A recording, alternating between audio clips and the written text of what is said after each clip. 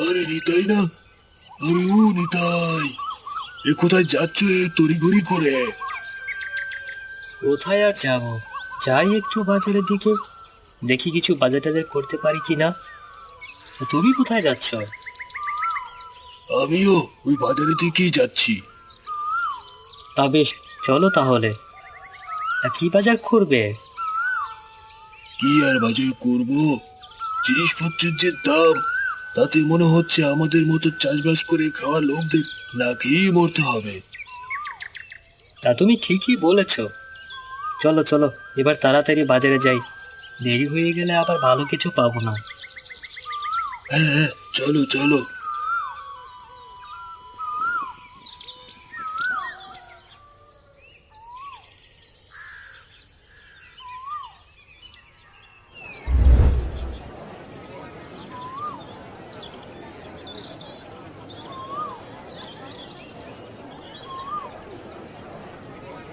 দাদা, বেগুন কত করে কিলো? কতটুকু নেবেন দাদা?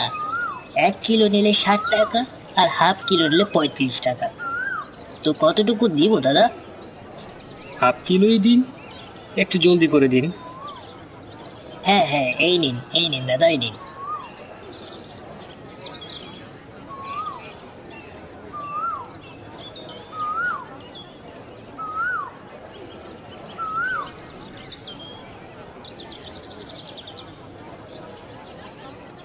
দাদা, মাছ কত করে বিক্রি করছেন?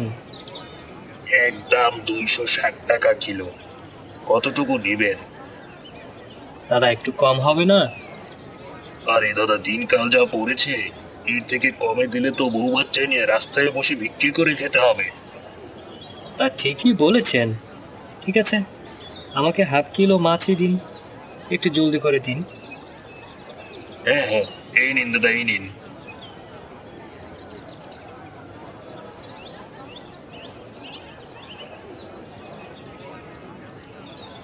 এবার যাই, বাড়ির দিকে যাই, একটু পরে সন্ধে নেমে আসবে। কই গো পরেশ, তোমার হলো?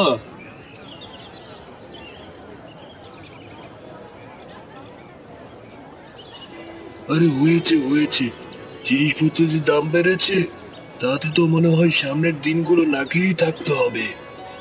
কি আর করার বলো, এটাই মেনে নিতে হবে। এবার চলো, তাড়াতাড়ি বাড়ি যাই, দেরি করে গেলে আবার গিন্নি রাগ করে বসে থাকবে। হ্যাঁ হ্যাঁ, চলো চলো।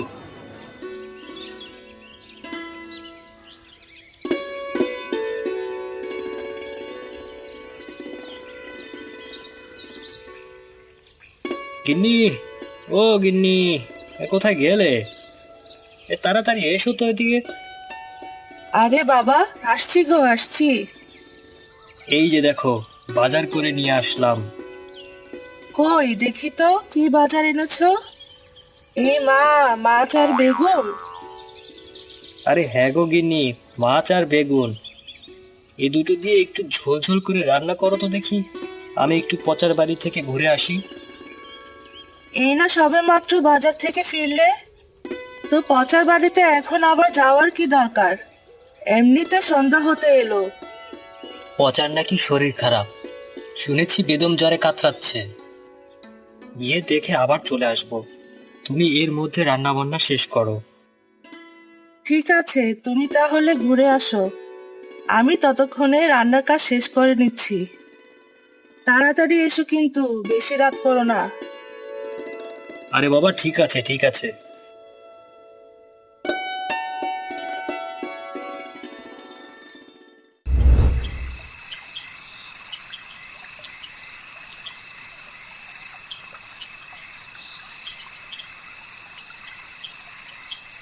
পচা, আসিস বাড়িতে?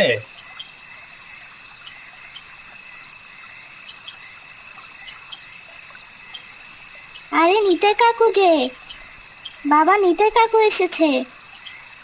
মা, তোর বাবা কোথায়? শুনেছি অনেক জ্বর এসেছে নাকি? হ্যাঁ কাকু, ঠিকই শুনেছ, ডাক্তার যেহেতু এসেছিল ওষুধ দিয়েছে। এসো কাকু, ভিতরে এসো।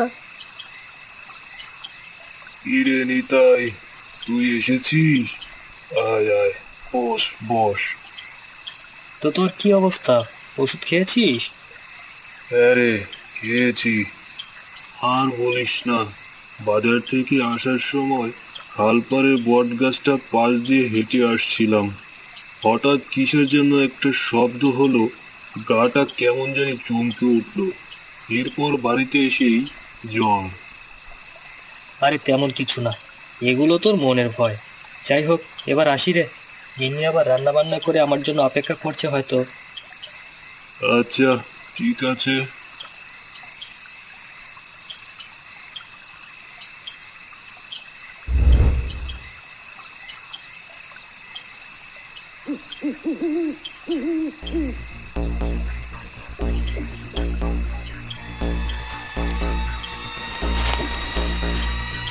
ওরে বাবা রে!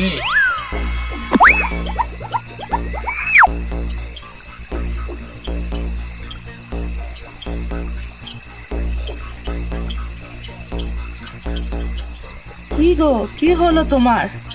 বাইরে থেকে এসে খাওয়া দাওয়া না করে এভাবে শুয়ে শুয়ে কি আবোল তাবোল বলছো? আরে গিন্নি বলো না, আজকে তো আমি মরেই গিয়েছিলাম, অল্পের জন্য রক্ষা হলো বলে। এত কথা না বলে সরাসরি খুলে বলো তো। তোমার তো দেখি গায়ে জ্বর এসে গেল। বচার বাড়ি থেকে ফেরার পথে আশেপাশে কেউ নেই।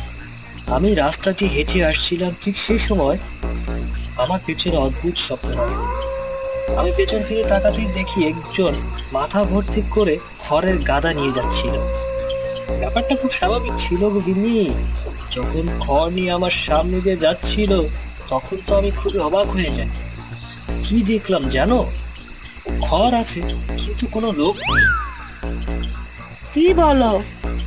লোক না থাকলে খড় কি উড়ে উড়ে যাচ্ছিল? আরে বাবা, সবটা শুনবে তো। উড়েই তো যাচ্ছিল। আমি ঠিক মানুষের পায়ের আওয়াজ শুনি, কিন্তু কোনো মানুষকে দেখতে পাই না। অন্ধকারে ছিল অনেক বেশি, তাই একটু বেশি ভয় পেয়ে গিয়েছি।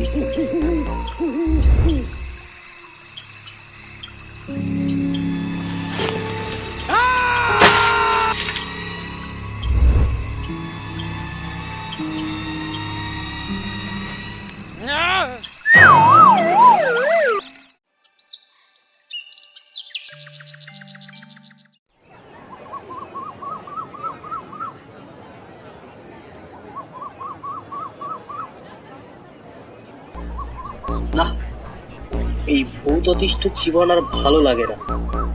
যেখানেই যাই শুধু ভূতের ভয়। এর একটা ব্যবস্থা নেওয়া উচিত। কে নেবে এই ব্যবস্থা? সবাই তো ভূতের ভয়ে নাজেহাল।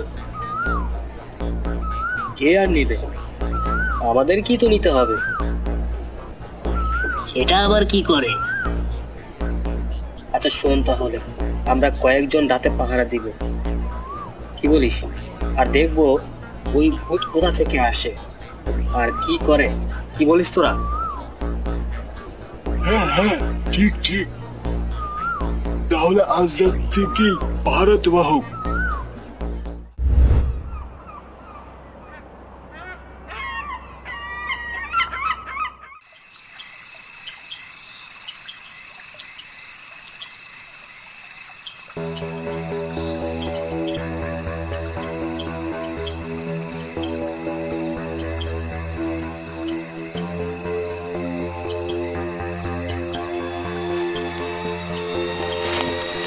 ওরে বাবারে ভূত!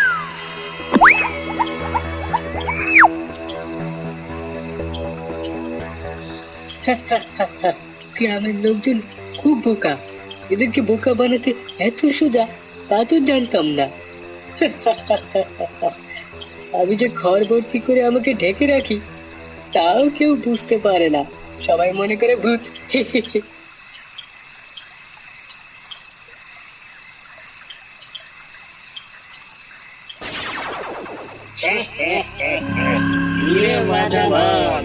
অনেক তো হলো মানুষকে বোকা বানানো। এবার আমার দিকে একটু ফিরে তাকাতো দেখি। ওরে বাবা রে বাবা, এ কি? কে আপনি? আমার ঘাড় চেপে ধরেছেন কেন? আমি ভূত। অনেক তো হলো মানুষকে ভয় দেখানো।